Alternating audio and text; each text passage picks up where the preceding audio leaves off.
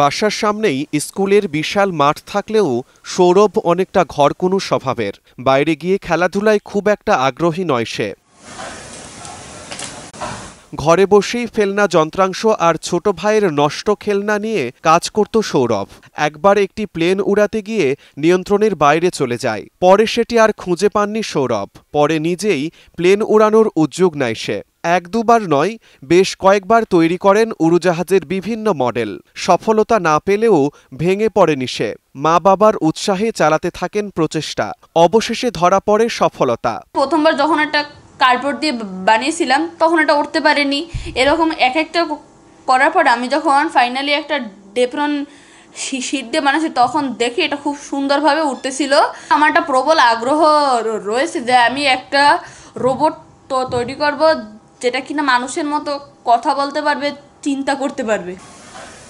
সহজলভ্য উপকরণ, নিজের মেধা ও প্রচেষ্টায় সৌরভের এই সৃষ্টি অনেকেরই নজর কাড়ে। একটা পরে একটা করতে করতে 4 বার হয়ে যায়, তখনও ভালোভাবে প্লেন আকাশে উড়াতে পারতেছে না। এরপরে দেখলো এইটা ডেপ্রন শিট। এই ডেপ্রন শিট দেখার পরে বলছে আমার এই ডেপ্রন শিট একবার কিনে দাও, যদি আমি পারি এইবার লাস্ট, আমি আর তোমার কাছে আবদার করব না।